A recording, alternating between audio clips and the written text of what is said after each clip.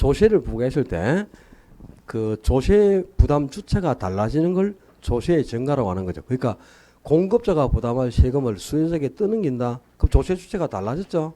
그럼 수요자에게 공급자가 세금을 떠넘긴다는 거다. 그지? 그걸 증가라고 한단 말이에요. 그러면 이제 공급자가 부담할 세금이 수요자의 부담으로 부담분이 결정되는 거죠. 그걸 조세의 귀착이라고 하는 거야. 이 조세의 증가와 귀착을 정리하는 게 초점인데 항상 세금을 부과하면 수요자와 공급자 중에 누가 더 많은 세금을 부담하는가 그거는 뭐에 따라 결정되죠? 세금을 부담하는 정도가 뭐에 따라 결정이 되는 거야? 탄력성의 크기에 따라 결정된단 말이야. 조세 줄 쳐라 줄. 아우 머리야. 허리 또 띵하게 만드네 또 젠장. 그 위에 조세의 기능이라든가 조세의 원칙 이런 것을 여러분이 읽어보시면 되겠고요. 그 3번에 기억 지문 조세의 증가란 부과된 조세의 일부나 전부를 다른 주체에게 이전하는 것.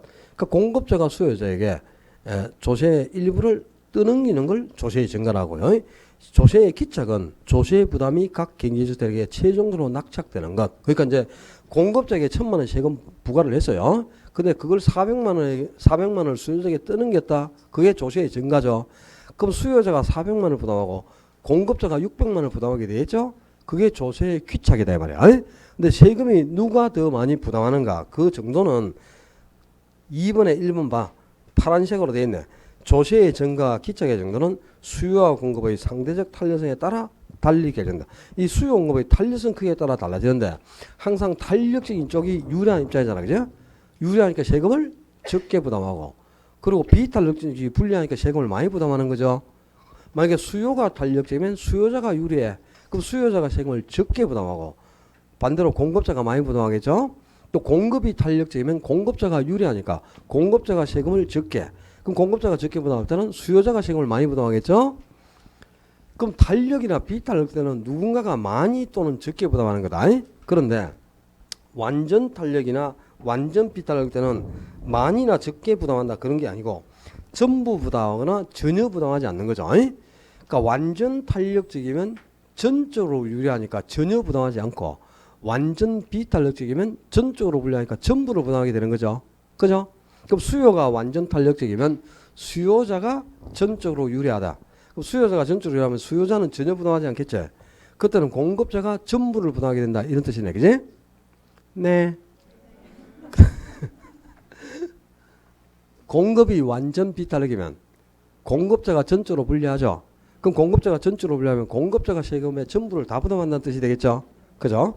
이렇게 탄력성이 크기에 따라서 조세 부담 정도가 달라진다. 탄력적인 쪽이 유리하니까 적게, 비탄력적이면 불리하니까 많이 부담한다. 그걸 기해 놓고 뒷장으로 넘겼어. 주택에 조세를 부과해봐요. 주택은 항상 신규 주택하고 중고주택 두 종류밖에 없어.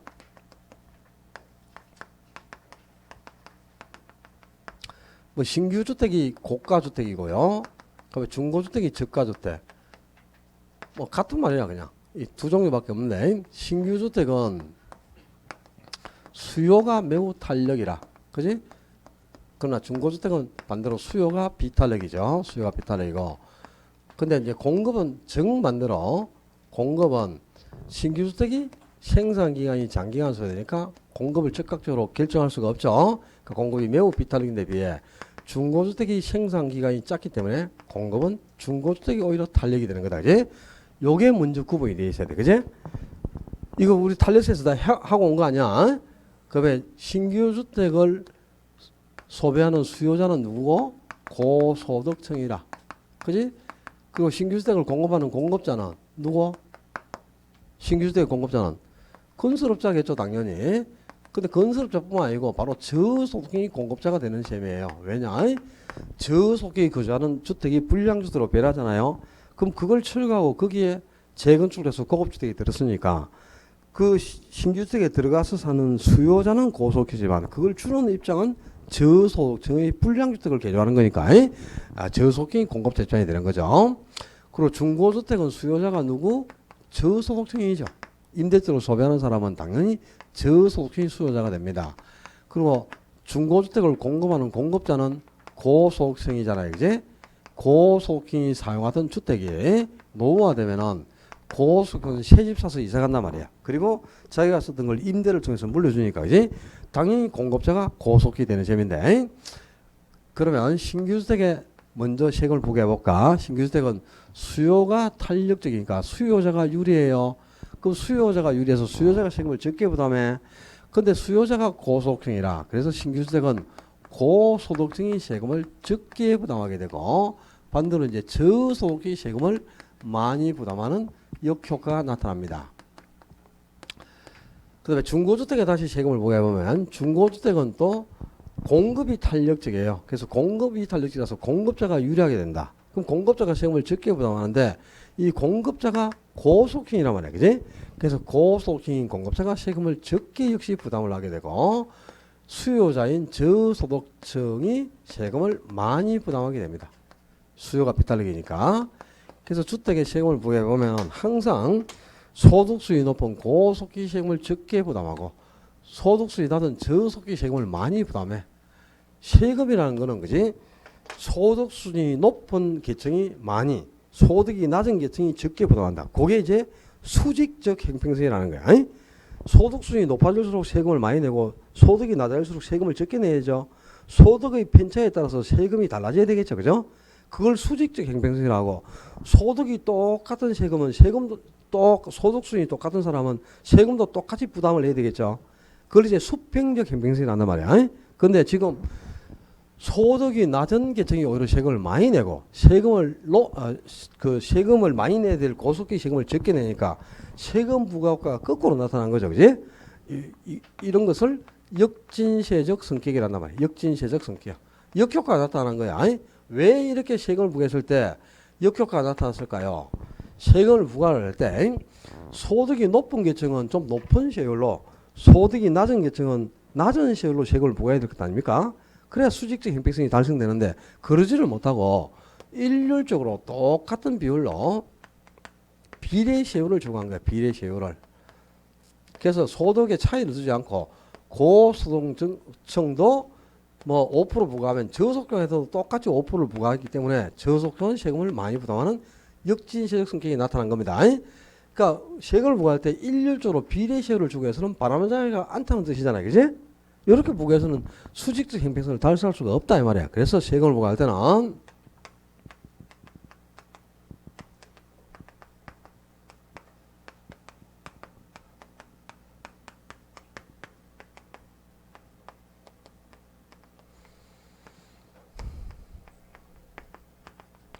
소득이나 재산의 차등을 두고 누진세를 적용하라 이 말입니다. 그러니까 소득이 높은 계층은 높은 세율로, 소득이 낮은 계층은 낮은 세율로, 또 재산이 많은 사람은 세율을 좀 높게 부과하고, 그지? 고율로, 그리고 재산이 좀 낮은 사람은 저율로 세금을 부과해라. 그래야 수직적 형평성을 달성할 수 있다. 그렇습니다. 그래서 부동산에서 바람직한 조시구조는 비례 세율을 적용하는 게 아니고 누진 세율을 적용하는 게 훨씬 바람직한 조시구조가 된다. 그 말입니다. 그 다음에 정부가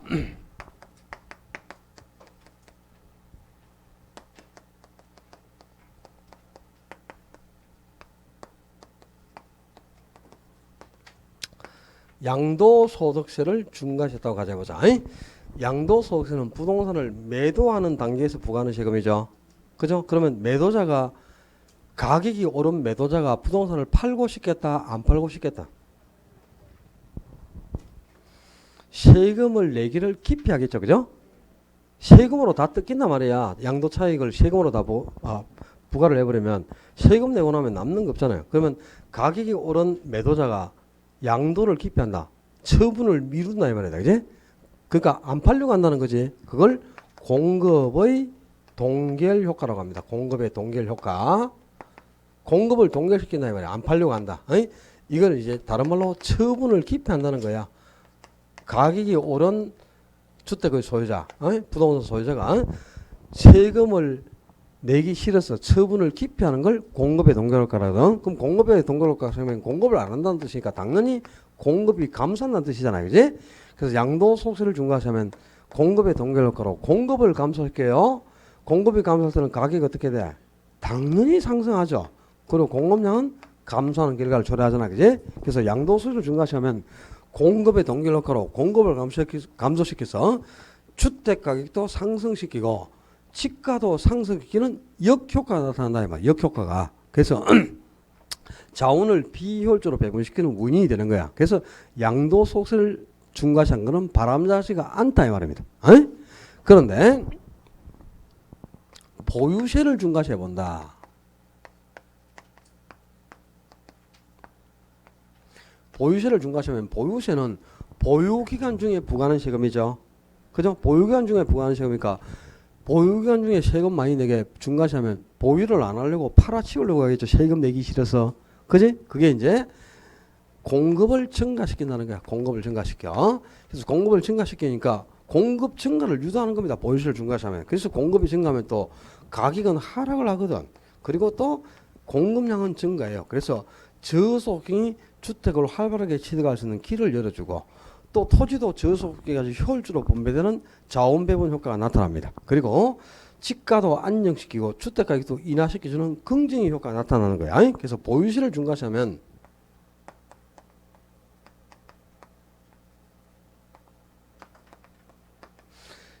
자원의 효율적 배분이라든가 바람직한 토지 이용을 촉진할 수 있다 이 말입니다.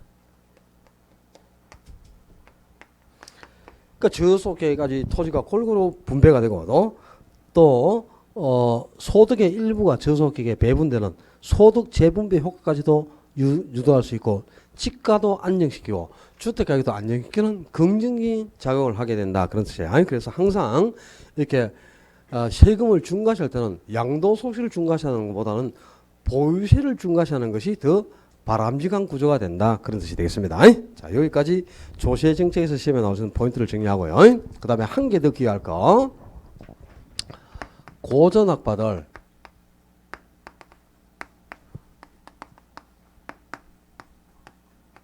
리카도가 차액지대세를 주장을 했죠. 그죠? 이 차액지대세를 주장한 리카도가 고전학파를 대표하는 사람이라. 근데 고전학파들은 지대는 지주의 불로소득이다. 불로소득. 그래서 이런 토지 소유자가 공짜로 했다는 공짜 이익이니까 이걸 그냥 두면은 형평을 유지할 수가 없다. 그래서 이 지대인 불로소득을 조세를 부과해서 그지 환수를 하지 않으면 안 된다. 그래서 요때 이제 세금을 부과하자. 바로 토지 가치세라는 세금을 부과해가지고 이걸 조세 부과로 그 불로소득인 지대를 징수할 수 있다. 그렇다면은 정부가 토지에 부과된 모든 세금을 다 철폐해버리고 토지세 하나의 단일 세금만 남겨놔도 정부가 100% 재정을 충당한다 그랬죠. 그걸 바로 헨리조지가 주장한 토지 단일세론이다 그랬어요. 이 헨리조지 토지 단일세론이 바로 고전학파들이 지대를 불로소득으로 규정했기 때문에 등장이 된 운동인데 이 운동이 사회적으로 매우 호평을 받았다 이 말입니다. 왜 호평을 받았냐? 토지는 부정신한 특성 때문에 공급이 완전 비탈리기가 그냥 비탈리기 아니고 토지는 공급이 완전 비탈리니까 조세를 부과하면 토지 소유자인 공급자가 전적으로 불리한 입장이니까 공급자가 세금을 다 부담하겠죠. 공급자가 바로 토지 소유자입니다. 그래서 토지 소유자인 공급자가 조세를 전부 부담해. 전부. 그러니까 수요자에게 세금을 전혀 떠넘길 수가 없죠. 그러면 토지 소유자가 획득하는 지대가 불로소득이니까 그걸 환수할 목적으로 세금을 부과했는데 그 세금을 수요자에게 떠넘겨버리면 세금을 부과해서는 안 되지. 역효과가 나타나는 거니까. 근데 그럴 수가 없네. 그지? 공급이 완전 비탈일 때는 공급자가 전적으로 분리해서 공급자가 이 세금을 전부 부담하니까 수요자에게 세금을 전혀 떠넘길 수가 없어요. 그래서 토지 소유자가 획득하는 불로소득을 그대로 다 환수해 갈 수 있잖아요. 그죠? 정책적인 효과가 이미 100% 나타난 겁니다. 또 공급이 완전 비탈 때는 뭐가 변하지 않는다? 량. 거래량이 항상 불변이죠. 불변. 만약에 세금을 부과했을 때 이 토지 소유자가 토지 공급량을 감소시켜버리면 수요랑 공급량이 불일치하기 때문에 자원이 비효율적으로 배분되는 원인이 되는 거예요. 근데 토지는 공급이 완전 비탈기이기 때문에 조세를 부과해도 공급량이 전혀 감소하지 않아요. 공급량이 감소하지 않았죠. 그러니까 자원 배분이 비효율적으로 이루어지지 않는다 이 말이야. 그래서 이 세금이 아주 효율적인 세금으로 평가된 거죠. 그러니까 토지는 공급이 완전 비탈 느낌으로 이 조세를 수요자에게 전혀 증가시키지 못한다. 또 공급이 완전 삐뚤길 때는 공급량이 불변이기 때문에 공급량이 감소하잖아요. 그래서 자원 배분이 왜곡되지 않는다 이 말이야. 요 세금은 자원 배분이 왜곡되지 않는 아주 효율적인 세금이 된다는 겁니다. 토지가치세가. 그래서 이 토지가치세 한 개의 세금만 남겨놔도 정부가 100% 재정을 충당할 수 있다. 바로 헬조제 토지단순이 사회적으로 아주 호평을 받았던 운동이다. 그런 뜻이에요. 올해 여기까지 개념 확정을 하고 있어야만 대비책이 있습니다. 조세 정책까지 해서 정책론을 모두 마무리했는데 이제 시험 포인트는 뭐 문제풀이 단계에서 문제도 해야 되고 지금 이제 이번 단계에서 정리를 못한 게 그제 뭐 우리나라에서 시행하는 정책들도 몇 가지 언급을 했지만 근데 여러분이 실제 시험에 나왔을 때 그죠? 진짜 현재 시행 중인 정책과 시행 중이 아닌 정책을 구분하는 거라든가 또 정책이 시행된 도입 순서 이런 걸 묻는 문제가 나오면 황당한 거죠. 그런 것들에 대한 좀 대비책이 있어야 되고 그 다음에 기본서라든가 이런 데에서도 잘 보지 못했던 게 그지? 공공임대주택의 종류예요. 공공주택이 상당히 여러 가지가 있는데 그런 것들을 구분할 수 있는 거는 기출문제집입니다. 제가 기출문제 해설할 때도 뭐 영구임대주택이나 국민임대주택, 장기전세주택 또 공공지원 민간임대주택하고 민간이 공급하는 주택하고 다 달라요. 그러니까 공공지원 민간임대주택하고 나오면 임대주택이라도 공공지원이면 공격자금의 지원을 받는다는 거거든. 그러면 항상 용어가 국가 또는 지방자치단 제2재정이나 주택도시기금을 지원받아 요 말이 들어가야 돼. 그래야 공격자금을 지원받아서 공급하는 거니까 공공임대주택이 되는 거예요. 그리고 끝부분이 그런 자금을 지원받아 공급하는 공공임대주택을 말한다. 이렇게 들어가야 돼요. 공공주택은 민간이 공급하는 거는 그죠? 공공임대사업자가 아닌 자로서 공공임대사업자가 아닌 자가 바로 민간임대사업자를 뜻한단 말이야. 공공임대사업자가 아닌 자가 저속계 주거안정을 목적으로 분양 또는 임대하는 민간임대주택을 말한다. 이렇게 되는 거예요. 그리고 임대주택은 항상 모든 임대주택이 10년 이상 임대를 해야 임대주택이 되는 거예요. 종래는 임대기간이 8년이었지만 지금은 10년으로 바뀌었단 말이야. 그래서 10년 이상 임대할 목적으로 공급한다 그래야 되고 그다음에 공공임대주택 중에서도 영구임대주택은 50년 이상을 임대할 목적 국민임대주택은 30년 이상 임대할 목적입니다. 그리고 의무임대기간이 10년 이상 임대 목적으로 공급을 하되 장기전세주택 같은 경우는 20년 그간 의무임대기간을 보장해 줘야 돼요. 그런 그 기간도 있는데 임대주택하고 나오면 무조건 그냥 10년 이상 임대 목적으로 요 말이 들어가야 임대주택이라는 용어를 쓰는 거다. 알았죠? 10년 이하짜리가 없다. 8년이니 5년이니 뭐 4년 이런 거 없어요. 임대주택하고 나오면 무조건 10년 이상 임대 목적인데 다만 국민임대주택은 30년 이상 임대 목적, 영구임대주택은 50년 이상 임대 목적이다. 그게 기간이 명시가 되어 있습니다. 그 개념만 좀 알아두면 주택정책에서도 대비책은 다 썼어요. 자, 정책론이 있고 이제 투자론으로 가야 되는데 애물단지 또 나왔습니다. 이제 지금부터 이제 막 머리가 지끈지끈하겠다 또. 투자의 목적은 왜 투자를 합니까? 목적이. 투자를 왜 하는데? 돈 벌라고? 돈 벌라고 하지 그러면.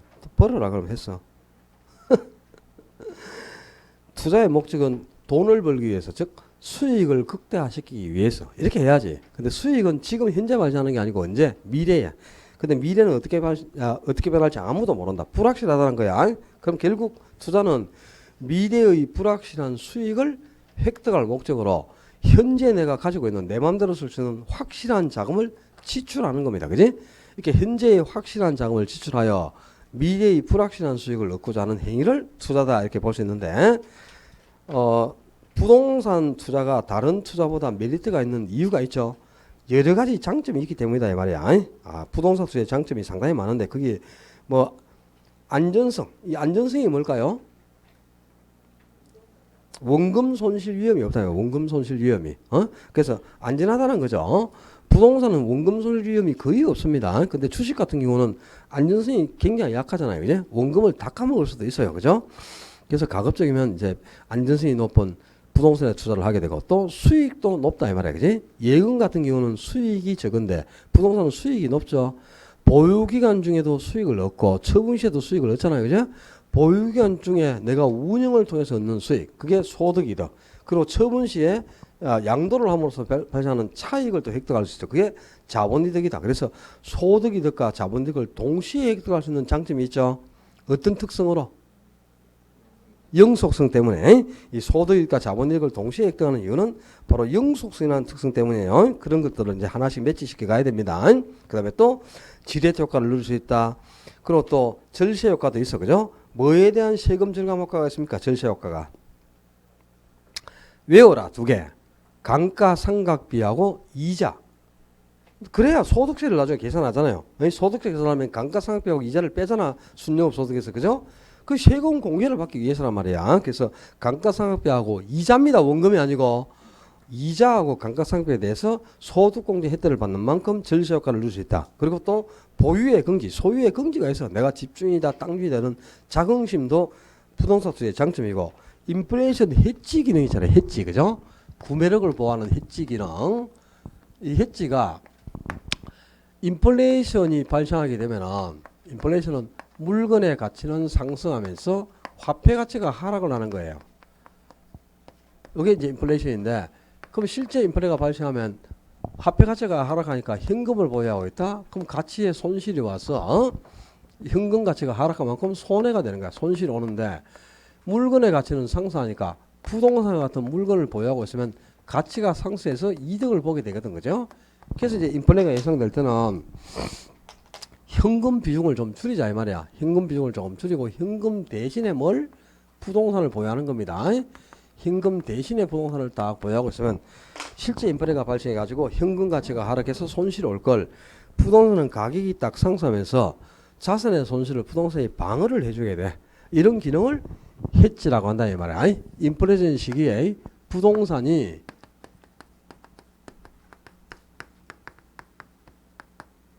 내 자산의 손실을 방어해 주는 것. 이걸 해지라고 한다. 그래서 부동산이 인플레 시기에는 해지 수단으로 활용되기 때문에 인플레가 예상되면 전부 부동산을 보유하고자 하는 거죠.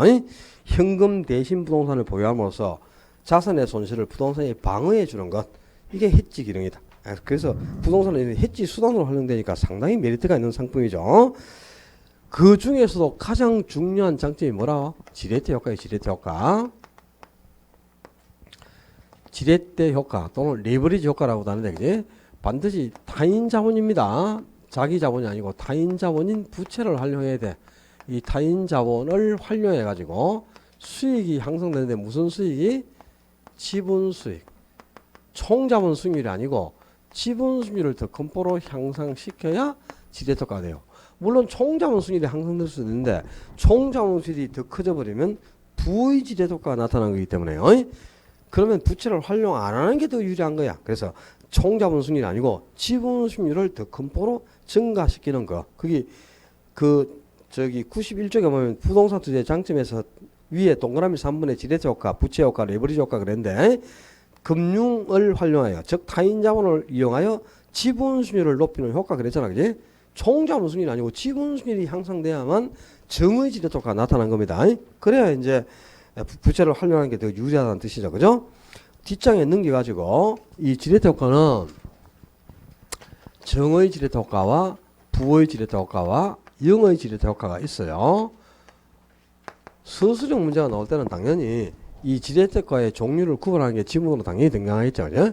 정의 지렛대 효과는 지분 수익률이 총 자본 수익률보다 더 크다거나 또 총 자본 수익률이 저당 수익률보다 더 커야 돼요. 이 저당 수익률이 뭐야? 이자율이란 말이야. 저당 이자율, 금리, 대출금리. 이 대출금리인 이자율보다 총 자본 수익률이 더 크면 금리가 싸가지고 싼 이자를 활용해가지고 수익을 증가시킨 거야. 또 지분하고 부채를 합친 총 자본에서 나온 수익보다 지분 한 개에서 나온 수익이 더 크다는 말이지. 부채에 대한 대가가 적어서 지분 수익을 증폭시켰다는 거거든. 이게 부채를 이용해서 수익을 증가시키는 정의 지렛대 효과고 반대로 부의 지렛대 효과는 부채를 활용했지만 오히려 수익률이 감소해가지고 손실이 초래되는 거예요. 지분 수익률보다 총 자본 수익률이 더 커버리면 부채에 대한 그 대가가 너무 과중해가지고 지분 수익을 오히려 감소시켰다는 거야.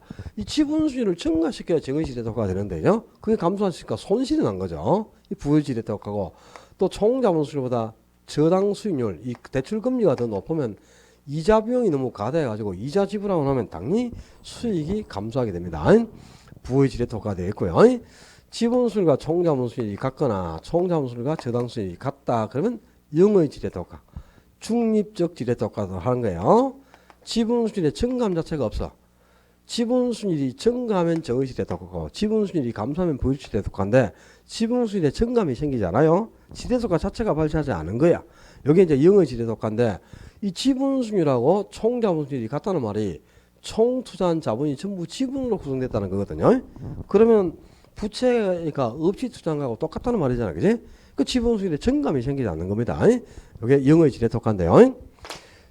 항상 우리가 투자를 할 때는 정의 지대토가가 예상될 때 부채를 활용하는 게 더 유리할 것 아닙니까? 그래서 이제 부채를 활용할지 말지를 결정하려면 요 수익률을 계산해 가지고 지분 수익률이 총 자본 수익보다 더 커야 되는 거죠. 그래야 이제 부채를 활용하는 게 더 유리할 것 아닙니까? 그지? 그래서 요 지분 수익률, 자기 자본 수익률을 계산하는 게 중요할 수밖에 없어. 다행히 참 이 문제는 특징이 그죠? 요 책은 참 그죠? 좋은지 나쁜지 내가 평가를 못 하겠는데 다른 계산 문제는 한 개도 없어요. 지분 수익을 계산한 것만 예상 문제로 딱 예제하고 한 개 딱 들어있는데 예제 참 좋은 문제집, 참 좋은 요약집이에요, 그죠? 나중에 쉬는 시간에 궁금하신 사람은 찾아와. 이제 다른 학원에서는 제 개인 요약집을 갖고 수업을 하겠죠, 그죠? 랜드 프로가 아니니까. 랜드 프로니까 여기는 랜드 프로에서 나온 요약집을 써야 되니까 요 책을 쓰는 거거든요. 개별적으로 우리 교수님들도 다 요약집이 있습니다, 그지? 근데 그걸 못 쓰잖아요, 여기서는. 그래서 이걸 쓰고 있는 건데 내 개인 요약집이 궁금하신 분들은 보여줄 테니까 오세요. 어떻게 돼 있는지. 요약을 해도 이렇게는 안 합니다, 저는. 그러니까 다른 별로 핵심 쟁점을 요약을 딱 하고 거기에 딸린 요약집에도 거기에 딸린 OX 문제도 넣고 또 그 파트에서 나온 기출 문제도 보여주고 뒤에 예상 문제도 실어 놓고 별도로 추가적으로 계산 문제 유형을 다 따로 편지해 놨어요. 공부가 되게 해놔야 될 거 아니야, 책 한 권에. 그죠? 그렇잖아요. 어느 책이든 책 한 권을 딱 잡으면은 기본서든 요약집이든 문제집이든 간에 책 한 권으로 모든 걸 해결할 수 있게 만들어 놔야 됩니다. 그게 저자의 책임인 거야. 그렇지 않습니까? 뭐 책만 계속 사댈 수는 없잖아, 공부하면서. 안 그래도 돈 많이 들어가는데. 그렇잖아요, 그제? 어떤 책을 한 권을 사더라도 한 권으로 시험에 대한 대비가 되게 만들어져야 되는데 요게 조금 부족한 게, 그죠? 계산 문제가 없다는 거야. 물론 요약집이니까 그럴 수밖에 없는데 이제 기본서에도 계산 문제도 많이 안 들어있고 그래요. 그래가지고 지금 뭐 4분의 1이 지금 계산 문제로 출제되는데 이 유형을 안 익히면 안 되잖아요. 요 문제는 올해도 한 개를 예상해 봐야 됩니다. 지분수를 계산한 거는. 다행히 요 문제가 나와 있으니까 요거는 예제를 한번 풀어봐요. 지금 총 투자를 얼마 한다고? 총 투자 금액이 1억이야. 총 투자액이 1억인데 그 1억 중에 지분은 얼마 투자한다? 4천만 원 투자합니다. 그리고 이제 부채를 1억 중에 6천만 원을 부채를 활용하겠죠. 근데 6천만 원은 연이율 몇 프로로? 10%로 빌려서 투자한다 이 말. 그리고 이제 이자는 매년 납부하고 원금은 이제 만기에 일시불로 갚는 겁니다. 그리고 연간 순영업소득이 얼마가 예상된다고? 2천만 원인가? 연순 수익이 2천만 원이 예상될 때 요 투자를 해서 예상되는 자 총자본 수율도 계산해보고 또 지분 수율도 구해봐라. 원래는 이제 지분 수율 구하는 거 요것만 나오죠. 근데 여러분은 총자본 수율까지 같이 계산을 해봐야 돼. 그래가지고 이 총자본 수율보다 지분 수율이 더 커야만 부채를 활용하는 게 더 유리한 것 아닙니까? 그지? 두 개를 다 계산할 줄 알아야지. 이제 총자본 수율은 총 투자한 자본에서 수익이 얼마나 냐 이 말이거든. 그럼 총 투자 1억 하죠. 그럼 수익 2천만 원 나온다 그랬지. 그럼 총자본 수율은 당연히 20%가 되겠죠. 근데 지분 수율은 지분 투자한 돈에서 수익이 얼마나 나오냐 요 말이야. 그지? 근데 이 수익이 이 순영업 소득이 수익을 뜻하는데 순영업 소득이 전부 내 몫이 아닙니다. 왜 그러냐 하면은 투자 금액 1억이 전부 지분으로 구성되어 있다면 이 2천만 원 수익은 전부 내 몫이죠. 근데 6천만 원 부채를 활용했잖아요. 그럼 여기서 뭐가 나가야 돼? 당연히 이자를 지불해야 된단 말이야. 이자. 1년에 600만 원의 이자를 지불해야 되는데 요 이자는 내 몫이 아니고 금융기관 몫이라. 그러니까 수익에서 금융기관 몫을 빼고 남는 게 내 몫으로 돌아오는 거죠. 그래서 항상 요 지분수를 구할 때 요 수익은 순여소득 전체를 여기 다 넣으면 안 되고요. 여기서 이자를 빼고 남는 게 내 몫이다. 요게 이제 포인트라. 그럼 지분 얼마 투자하면 4천 지분 투자했죠. 그럼 수익 2천 하지만 2천은 전부 내 게 아니지. 600만 원 금융기관 줘야 되니까 이걸 빼고 남는 게 내 몫이죠. 그럼 지분 4천 투자하면 결국 1,400만 원 수익 난다 이 말이죠. 그지? 그러니까 0.35니까 지분 수익이 35%인데 총 자본 수익이 20%고 지분 수익이 35%니까 부채를 활용 안 하면 수익이 20%밖에 안 돼요. 근데 부채를 썼더니 수익이 35%로 커졌죠. 15%만큼 수익 향상을 가져왔잖아. 그지? 요게 바로 뭐고? 정의 질에 똑같다 이 말. 그래서 이때는 6천만 원을 부채를 활용하는 게 더 유리하다 이런 결론을 내리겠죠. 자, 지분수익 35% 계산하겠나? 여기서 끝나면 안 돼요. 끝나면 안 되고 여기서 우리 시험에 한 개 더 나갑니다. 사례를 한 개 더 줍니다. 여기 연간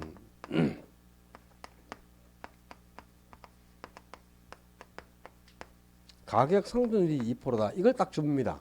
그럼 이제 이것까지를 감안해서 지분수익을 구하라는 뜻이다. 왜냐하면 내가 1억에 구입한 부동산이 1년간 2%만큼 가격이 상승하면 2%만큼 가격 상승 이익이 생기겠죠. 이것도 나한테 남는 이익 아니야, 그지?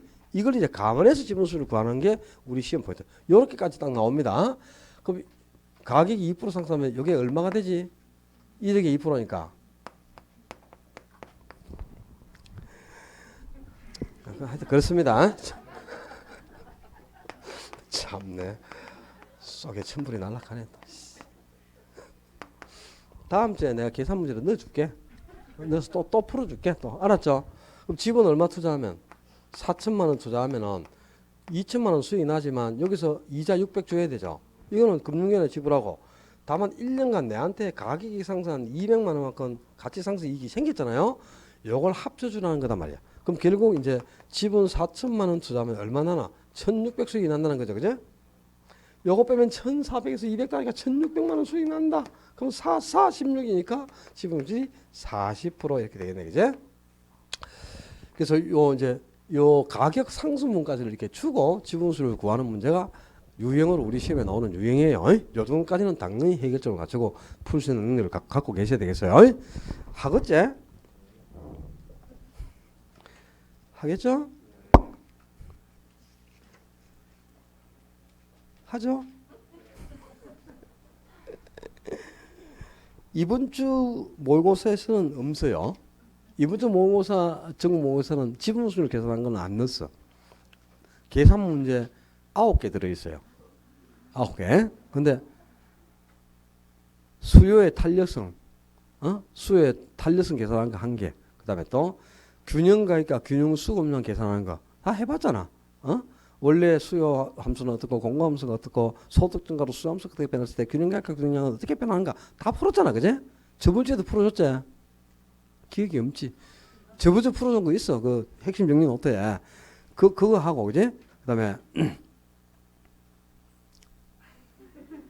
뭐 저번 주 OX 문제 그 핵심 정리 노트 나간 거 있잖아. 11문제 나온 적도 있어. 계산 문제가. 작년에도 9개 나왔고 올해는 10개가 예상됩니다. 계산 문제가. 예상되는 게 10문제입니다. 10문제. 10문제 예상되는데 한 문제는 계산 문제라기보다는 그냥 개념을 묻는 거야. 뭐 대체제, 보완제 구분하는 거는 그 대체제, 보완제 두 제와의 관계 구분하는 거 있잖아. 그죠?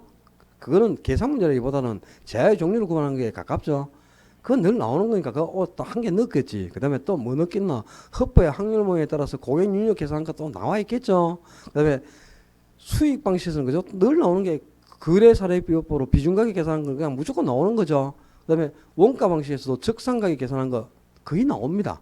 그런 건 항상 나오는 거 내겠죠. 그 다음에 또 세후 현금 수지 계산한 거 저거. 그지? 당연히 나오겠죠. 그죠? 그 다음에 올해 예상되는 게 순행가 계산한 게 있거든. 순행가 계산한 것도 한번 만들어서 넣어보고 그랬는데 풀 수 있는 만큼 풀어봐요. 별거 없어. 다 수업 시간에 해줬던 거야. 안 되면 어떻게 해라? 찍어서 맞춰라. 그만큼 종교가 있습니까? 안 풀고 찍어서 맞추는 게. 그래? 알아서 하세요. 문제 자체는 어려운 거 한 개도 없습니다. 진짜 쉽습니다. 1번은 답 1번을 얘기했다. 내가 미리 저번에 5월 모의고사는 답 1번에 이렇게 했다.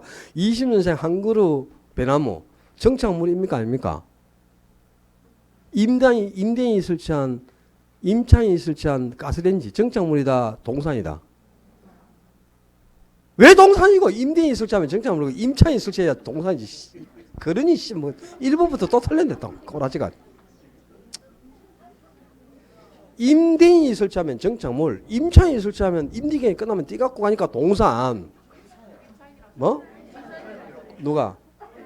내가 그랬다고? 아 그랬어요? 아, 전화 안 전화 테스트 해봤죠. 임차인이 그랬다고? 임대는 안 그러? 아, 알았습니다. 20년생 한 그루 배나무. 20년 동안 배나무가 한 장소에서 계속 자라고 있다는 거죠. 정착물이죠. 그 다음에 또 임대인이 설치한 가스레인지. 정착물이죠. 그럼 정착물은 협의의 부동산이죠. 그럼 1번 집은 이렇다. 부동산에 대한 설명으로 옳은 것을 고르세요. 1. 20년생 한 그루 배나무와 임대인이 설치한 가스레인지는 협의의 부동산에 속한다. OX. 협의의 부동산이 토지와 정착물이니까 걔들은 지금 앞에 열간 거는 다 정착물이니까 협의의 부동산이네. 그게 1번이 맞다 이 말이야. 그게 답이 1번에 1이라고 전장. 아 이거 씨.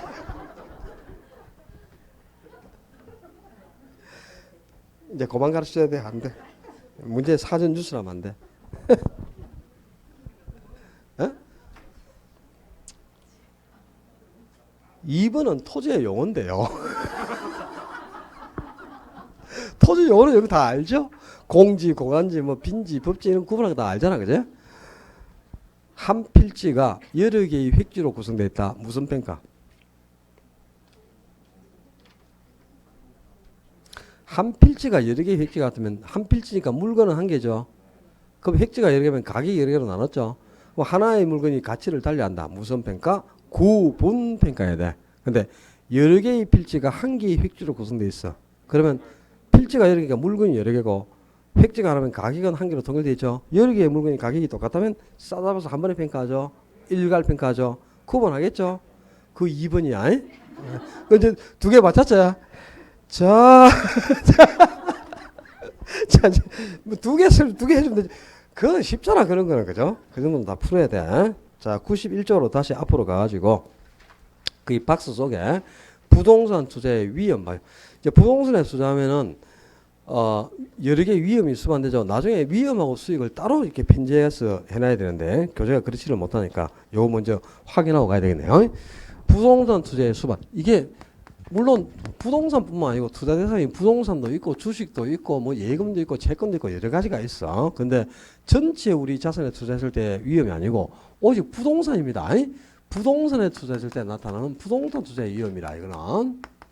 여기에 이제 사업상 위험 그리고 이 잘 나와요 시험에 금융상 위험 그리고 법적 위험 인플레이션 위험 유동성 위험, 요 5개를 구분하는 건데, 뭐 한 문제로 그냥 나오기도 하고 합니다. 요 5개 위험 중에 제일 중요한 위험이 무슨 위험이에요? 이게 가장 중요한 거야. 사업상 위험. 1번에 있잖아요. 사업상 위험이. 왜 이게 가장 중요해? 사업 자체의 수익성에 관한 위험이다. 이 말이야. 수익성의 변화로 야기되는 위험. 이걸 사업상 위험을 하는 거야. 아니, 사업기간 중 수익성이 변화될 위험을 사업상 위험을 하는 거예요. 그러니까 수익이 변화되는 만큼 중요한 게 없지 않습니까? 그래서 투자 위험에서 가장 중요한 위험은 사업상 위험이고 여기에 또 시장 위험, 그리고 운영 위험, 위치적 위험 세 가지가 있잖아. 그지? 이 시장 위험은 시장 상황 자체에서 야기되는 위험이야. 아니? 이거는 시장 상황에서 야기되는 거야. 시장 상황. 시장 상황 자체에서 야기되는 거. 예를 들면 인플레이션, 경기 변화 뭐 이런 게 있잖아. 그제? 이런 거는 누구도 피할 수가 없는 거죠. 그래서 시장 위험은 피할 수 없는 체계적 위험에 해당하는 겁니다. 이 시장 상황 자체의 변화를 위해 수익성이 변동될 위험을 그 사업성 위험 중에서도 시장 위험이라고요. 운영 위험은 이거는 개별 투자마다 다르게 야기되는 개별 부동산의 특성에서 야기되는 위험이야. 개별 투자마다 다르게 야기되는 위험이죠. 그러니까 이거는 뭐 영업 경비라든가 노사 분규라든가 뭐 이런 개별 투자마다 다르게 야기되는 위험이고 효율적으로 투자를 선택하면 피할 수가 있죠. 그죠? 경비도 얼마든지 줄일 수 있고 하니까. 이런 거는 피할 수 있으니까 무슨 위험? 비체계적 위험이죠. 그러니까 시장 위험은 체계적 위험에 해당하는 거고 운영 위험이나 위치적 위험은 비체계적 위험에 해당하거든요. 이 위치적 위험은 부동산은 위치가 고정돼 있죠. 부동산은 특성이 있잖아. 부동산 때문에 한 번 위치를 잘못 선정해버리면 수익에 큰 타격을 받을 수밖에 없어요. 이렇게 위치 선정에 실패함으로써 야기되는 위험. 이런 위험을 위치 위험이라고 하는데 이 시장 위험은 피할 수가 없어. 그러니까 이거는 체계적이죠. 체계적 위험인데 운영 위험이나 위치 위험은 이거는 효율적으로 수단을 선택하면 피할 수가 있으니까 이게 비체계적 위험이죠. 그 구분할게. 자, 일단 시장 위험이나 운영 위험, 위치 위험이 지금 어디에 포함되어 있노? 사업상 위험에 있단 말이야. 이 사업상 위험에 이런 위험이 있다는 걸 일단 기억을 하셔야 되고요. 그럼 수익성을 변화시킬 수 있는 사업상 위험도 피할 수 없는 체계적 위험과 피할 수 있는 비체계적 위험이 동시에 존재한다. 그런 뜻이네. 그죠? 거기까지를 기억해둬요. 이 뭐 세부적인 포인트까지는 몰라도. 금융상 위험은 우리가 부채를 증가시킬수록 수익이 더욱 커지는 장점이 있잖아. 그지? 부채를 증가시키면 증가시킬수록 지렛 효과가 있으니까 수익이 더욱 증가하는 장점이 있죠. 근데 부채가 늘어날수록 상환할 원리금도 증가해서 원리금을 못 갚을 채무 불이행 가능성이 더욱 커지지. 부채를 활용했을 때 채무를 불이행할 가능성이 더욱 증가하게 되는데 이 채무 불이행 가능성을 곧 금융상위험이란단 말이야. 돈 못 갚을 위험입니다. 이게 금융상위험이고 법적 위험은 법적인 환경의 변화로 인해 손실이 초래될 수 있는 위험. 이 법적인 환경이 변한다. 즉 각종 제도가 변화하거나 또는 공포성의 규제가 강화된다거나 여러 가지 정책들이 변한다 이 말입니다. 이런 것을 법적 환경의 변화라고 하는 거야. 그러니까 조세 제도가 개정돼서 세금을 중과시한다거나, 그지? 공포상 규제를 강화시켜 버리거나 또 화폐 정책이나 금융 정책을 변화시켜서 이자율이 상승하게 되면 높은 이자 부담이 생기잖아요. 이렇게 해서 손실이 오는데 이런 위험이 법적 위험이야. 그러니까 이 화폐 정책의 변화로 이자율이 상승하는 것, 금융 정책의 변화로 인해 이자율이 상승하는 것이 대표적인 법적 위험이라 또 금융상 위험이라 한다 하지 말고. 그 인플레이션 위험은 인플레이션 시기에는 당연히 물가는 상승하도 화폐 가치가 하락하잖아요. 그지? 화폐 가치가 하락한 만큼 손실이 오는 거예요. 그게 인플레 위험이고 또 금융기관 입장에서도 인플레가 발생해서 화폐 가치가 하락을 하지. 그럼 그 손실을 차입적에 떠넘기기 위해서 어떻게 금리를 인상하려고 변동금리를 정해버리잖아. 그지? 그래서 금리를 인상해서 이자를 더 받아야 됩니다. 그러면 그 손실이 결국 차입적에 증가되는 거잖아요. 돈을 빌려서 투자하는 차입적에서는 엄청난 이자 부담이 생길 수밖에 없죠. 그죠? 화폐 가치의 하락으로 수반되는 손실이 전부 인플레이션 위험이라. 그 다음에 유동성 위험은 부동산은 금액이 워낙 고가이기 때문에, 그죠? 돈이 급한 사람은 이걸 처분을 할 때 급매를 할 수밖에 없어요. 그죠? 부동산을 처분하는 과정에서 현금으로 전환하는 과정에서 급매로 인해서 손실이 수반될 수 있는 위험을 유동성 위험이라 한다 이 말입니다. 요 위험의 종류를 구분하는 건 상당히 중요해요. 부동산을 현금으로 전환하는 과정에서 발생하는 시장 가치의 손실, 그런 것을 유동성이라고. 부채를 활용함으로써 채무를 불이행할 가능성을 금융상 위험이라 한다. 또 조세 제도라든가 화폐 정책이나 금융 정책 등의 변화로 손실을 수반할 수 있는 위험을 법적 위험이라 하는 거예요. 금융 정책의 변화로 이자율이 상승한 것은 또 금융상 위험이다 이런 소리 하지 마라. 큰일 납니다. 자, 뒷페이지에 넘겨가지고 뭐 투자와 투기를 비교하는 거, 뭐 투자 시 고려할 사항 이런 것들은 쭉 읽어보면 되는 내용이고 아무 의미가 없는 내용이다. 여러분들이 쭉 읽으면서 확인을 하시고 94쪽으로 갑니다. 94쪽. 투자의 목적은 수익을 극대화시키는 거예요. 근데 수익은 그냥 주어지는 게 아니라 항상 위험이 수반되기 마련이에요. 그래서 항상 우리가 투자를 할 때는 두 가지를 동시에 고려한 후에 투자를 선택해야 되는 거다. 첫째는 투자에 수반되는 위험에 뭐가 있고 위험을 어떻게 제거하는가. 이 위험을 먼저 분석하고 그리고 나서 예상되는 또 수익은 얼마인가. 수익도 먼저 또 비교를 하죠. 그렇게 해서 위험하고 수익을 동시에 고려한 후에 투자를 선택하는데 수익은 커야 돼야 작아야 돼. 클수록 좋겠죠. 위험은 적을수록 좋고. 그래서 항상 투자를 할 때는 수익이 높고 위험이 작은 투자를 선택하는 것이 바람직한 투자 선택 기법이 되겠죠. 먼저 이제 교재가 수익부터 나와 있으니까 수익률부터 봅시다. 내가 투자하는 금액이 있어, 그지? 수익이 얼마를 찾았나. 이게 수익률 비율이니까 꼭 백분율로 이렇게 표시를 해줘야 되겠지, 이제. 투자금에서 수익이 찾아는 비율을 수익률이라고. 이 수익률에 기대 수익률, 그리고 요구 수익률, 실현 수익률 세 가지가 있는데, 이제 뭐 요 세 가지 수익률 정도는 다 비교를 하고 한 있겠나, 그지? 실제 시험에 나오면 뭐 다 맞추지는 못하죠. 그죠? 감은 있죠. 이제 그만 무시해야 되는데, 무시하면 안 되는데, 근데 며칠 남았노? 아직 159일 남았으니까, 이제 100일 남기 전까지는 실컷 무시해야 돼. 공부 좀 해야 되는데, 공부를 안 하더라고. 해보자. 뭐 하는 그 같은데 왜 그리 점수가 안 올라가지? 한다고 하는데, 그죠? 열심히 하고 있죠, 여러분들 다. 안 합니까, 아예? 수업 듣는 거 말고 뭐 공부 안 하고 그러진 않잖아. 집에 가서 열심히 또 동영상도 듣고 공부도 하고 막 하잖아, 그죠? 근데 왜 그리 뜻대로 성적 향상이 안 되는지, 그지? 처음부터 그리 생각 안 했지. 그냥 가방 들고 열심히 다니다가 뭐 나중에 반짝해서 한 두세 달 반짝하면 뭐 점수 오르겠지. 이런 그냥 막연한 기대로 시작을 했잖아, 그지? 그러다가 지금 와서는 이제 아이고 큰 코 다치겠다 이런 이제 막 이제 경각심이 생기니까 이제 공부도 좀 하고 하는데, 진짜 좀 그 규칙적으로 시간표를 짜가지고 시간표대로 하지 않더라도 있잖아요. 공부 시간표를 꼭 짜야 됩니다. 짜야 되는데 하루하루 시간표를 어떻게 짜겠노? 그건 안 되고 월 단위라든가 좀 세부적인 시간표를 짜려면 일주일 단위로 시간표를 꼭 짜셔야 돼요. 요일별 시간표를 짜가지고 내가 이번 주 무슨 요일에는 무슨 과목을 공부하겠다. 이런 그 시간 안분을 해가면서 공부를 해야지. 그게 작성해놓고 시간표대로 공부를 안 하더라도, 그죠? 시간표를 짜서 하는 사람하고 짜지 않는 사람하고는 완전히 결과가 다릅니다. 그냥 뭐 오늘 뭘 할 줄도 모르고 멍하니 있다가 책 보니까, 그죠?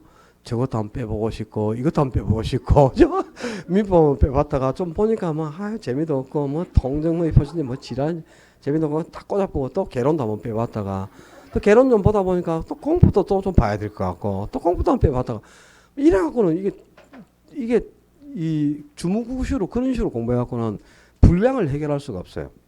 두 달 단위로 진도가 꼭 한 바퀴 마무리되잖아요. 그럼 여러분도 책 한 권을 꼭 두 달에 한 번은 끝내야 됩니다. 진도에 맞게끔. 그 정도로 공부를 해가야 우리 책을, 그죠? 어떤 책이든 5번 이상을 반복해서 봐야 돼요. 4번, 5번 정도를. 그래야 점수가 형성되게 돼 있는 거야. 그러니까 두 달에 한 번 진도가 끝나면 여러분도 뭐 전 과목이 두 달에 한 번 정도는 진도가 끝나게끔 공부를 해가야지. 그렇게 해서 시간표를 짜라고. 이번 주 저기 뭐야. 뭐 민법 시간에 이번 주는 민사특별법 한다면서요. 그럼 이번 주는 내가 민사특별법을 해결하겠다.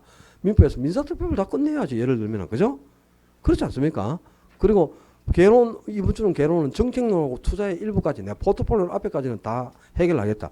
그 부분에 관계된 기출문제를 쫙 풀면서 좀 개념용이라고 시험에 예상되니까 이런 게 중요한 거라. 올해 시험에 이게 나올 것 같다. 여러분 스스로 체크를 한번 해보는 거야. 그게 공부지 뭐 있습니까? 그렇게 분량에 맞는 시간표를 짜가지고 거기에 맞게 공부를 해가는 게 제일 바람직합니다. 그리고 이제 주말 뭐 이렇게 수업 없는 날 활용해가지고 자기 가장 취약 과목, 그죠? 그런 걸 좀 해결하고 이렇게 되는데 아직까지는 민계공 위주로 공부를 하셔야 돼요. 민계공 위주로. 2차 과목도 물론 안 중요한 과목이 있지만 민계공에 아직까지는 80% 정도 시간 할애를 해야 됩니다. 공시 세법이 점수가 아무리 안 나오고 빵점이고 세법을 한 줄로 다 밀어갖고 두 개를 맞더라도 있잖아요. 지금은 상관없어요. 세법 16문제 중에 나중에 정 안 된다. 세법에서 6개를 맞출 생각을 해야 돼. 6개. 6개는 늘 나오는 게 딱 정해진 게 있어. 취득 시기, 양도 시기, 예를 들면 딱 그냥 해마다 나오는 게 있다니까. 한 10개나 12개 정도만 딱 추리잖아요. 6문제는 반드시 맞춰요. 그것만 알고 가는 거야. 뭐 다 이것저것 다 하려고 하지 말고 뭐 오만 거 다 어디 뭐 머리가 천재도 아니고 머리 터지지 그 뭘 다 하려고 그랬었나. 좀 전략적인 공부를 해보라니까. 그리고 이제 지적 부분 있잖아요. 공부해야 됩니다. 그 무작정 외워야 되니까 12개에서 8개에서 10개 정도를 안 맞추면 무조건 공시제법 가락이에요. 지적법이 목숨이에요. 목숨. 12개 중에 10개를 맞춘다는 목표로 지적법은 공부를 해갖고 외워요. 그럼 외우고 등기 12문제 나오잖아요. 그죠? 등기부에서도 꼭 나오는 게 있어요. 등기에 가까스로 무조건 한 문제 나오잖아요. 예를 들면 매년 나오는 거. 그런 거 10개만 딱 추리면 4개 맞아. 4개. 그리고 한 줄로 쫙 미루프라고 나머지는 그 최소로 한 개 더 맞으면 다행이고. 그래갖고 공시제법을 45점을 갖고 하는 거야. 그렇게 하고 중개사법에서 점수를 보태줘야 돼. 15점을. 그죠? 그렇게 해가지고 이 전략적인 공부를 하고 셰프도 좀 나중에 막판에 가서는 공부를 해야죠. 지적도 공부하고 지적 같은 거는 지금 수업만 듣고 있잖아요. 그죠? 등기부터 수업을 들어야 됩니다. 이 셰프 공셰프 시간에 수업을 많이 안 나오던데 참 나중에 여러분이 시험 치고 나면은 그럴 거예요. 공시셰프에서 가능 나온 사람이 많거든요. 반독간이 과목이다 보니까 수업도 많이 빠지고 그런데 가급적이면 수업도 좀 오시고 우리 선생님 수업이 제일 좋습니다. 백날 뭐 별 선생들 다 찾아다니고 해봐야 그런 사람 합격하는 꼬라지를 본 적이 없다. 내가 집구석에 앉아가지고 동영상 들으면서 그죠? 이 사람 찔거 저 사람 찔거야 어디 뭐 미치는 오줌 누는 것도 아니고 막 아무데나 그냥 찌끔찌끔 그거 적응할 수가 없어요. 한 사람의 올인을 내야 돼. 올인. 어차피 나중에 시험 치기 직전에 가면은 최종 예상 문제를 100문제 만들어주는데 그 속에 문제가 다 들어있어요. 근데 내가 수업 듣는 선생님 수업 특강도 들어야 돼요. 근데 인터넷으로 그 선생님 뭐 서울 찾아가서 들을 거야? 특강 들으러? 그것도 말이 안 되는 거고 우리 선생님들이 그렇게 여기 부족한 분은 없습니다. 정말 내가 자신 있게 내놓을 수 있는 분이야. 다 그래도 그 어디 가고 내놓으라 하고 그죠? 대접받고 이렇게 모셔가는 스님들인데 왜 그렇게 그죠? 물론 내 체질에 안 맞을 수도 있고 그렇죠. 내가 압니다 여러분들이 뭐 공식 어디 앉아서 뭐 목기수거 듣고 이거 뭐나 모르는 줄 알아. 내가 다 알아. 그냥 톡 까놓고 들어 뭐 여기 앉아서 들어도 돼. 박무가 걸 됐든 뭐 누구 걸 돼도 상관없어요. 자기 돈 끌어가고 자기가 듣는데 내가 뭘 하겠나. 근데 여기는 우리 학원이니까 그죠? 우리 학원 선생님 동영상을 좀 들었으면 하는 바람인 거지. 여러분이 학교에 오고 싶어서 뭐 수업을 이 사람 거 듣고 저 사람 거 듣는 걸 내가 뭘 하겠어. 자기 돈 가고 자기가 돈 끌어서 듣는 걸. 그건 내가 말 못해. 근데 가급적이면 우리 선생님 수업에 적응하는 게 가장 좋습니다. 나중에 보면 압니다. 합격 딱 발표해 보면 그죠? 그래도 끝까지 남아가지고 학원에 적응하면서 학원에서 공부하신 분들이 다 합격자 명단으로 올라옵니다. 두고 봐요. 거짓말인가? 내 독실에 앉아가지고 동영상만 걸쩍거리는 놈 한 놈도 되는 꼬라지를 못 봤어요. 거짓말 아니고. 보라고. 지금 점수 안 나온다고 그 사람이 뭐 1등이고 뭐 그런 거 다 소용없다. 와라 좀 학원에 와. 아유 어디 뭐 내가 뭐 학원에 오면서 돈 내고 오락하나 그냥 와가지고 죽어도 학원에서 죽을 생각하고 앞으로 시험 칠 때까지는 학원에서 뼈를 묻겠다. 이렇게 딱 각오를 다니세요. 집에서 공부하지 말고 토요일 일요일 같은 데도 요 나와서 공부하는 분도 있더라고. 야간반 같은 분은 시간이 없으니까 나와가지고 강의실에 앉아서 공부하시다 가고 하는데 사설 독서를 쓰지 말고 15만 원, 20만 원씩 끊어가지고 뭐 독서실에 앉아서 공부한다 그렇습니까? 그냥 학원 와서 공부하고 하루 종일 공부할 겁니까? 죽는다 그러다가. 그럴 필요는 없고 굵고 작게 하는 거죠. 하루 종일 앉아있다고 공부가 많이 되는 건 아니잖아요. 10시간을 앉아있어도 2시간만큼 공부 못하는 사람이 있어. 2시간을 앉아있어도 10시간 이상 분량을 해결하는 사람이 있고 짧고 굵게 하는 거야. 해야 될 공부를 해야 되는 거지 뭐 오래만 앉아있다고 다 됩니까? 그죠? 액기스를 뽑아내고 키워드를 발견해내라고 시험에 나오는 포인트. 뭐가 포인트고 문제에서 어디에 핵심을 두는가를 빨리 발견하려고 노력하라고요. 그래서 기출 문제를 풀 때도 어디를 수정을 내갖고 틀린 답을 제시하는가를 보라 이 말이야. 그걸 옳은 답으로 바꿔가면서 공부를 해가는 방법을 찾아야 돼. 그게 가장 빠른 길이야. 딴 게 아니고요. 촉수를 좀 가져야 되니 공부. 그냥 뭐 실현 수익률 이걸 한자로 쓰고 있는 사람도 있어. 진짜 지랄. 그 시험에 나온다고 이걸 한자로 왜 그걸 씁니까? 그냥 한글로 실현수를 하고 나오는데 왜 쓰는지 몰라. 요구순위 그것도 제대로 쓰는 것도 아니고 틀리게 또 적었더라고. 뭐내 웃기지도 않고 참 그리 시간 가는 공부. 효율적으로 공부를 한번 해봐요. 이제 도저히 안 되겠네 이거. 요 붙들면 이거 시간 가야 되는데. 이거 끝나고 쉬어야 되는데 이거 못하고 쉬네. 저거 놔두고 쉬었다 갑시다. 이거 다 하고 하면은 시간이 넘어가서 안 되겠고 조금만 쉬었다가 수익률부터는 좀 쉬었다 보자요.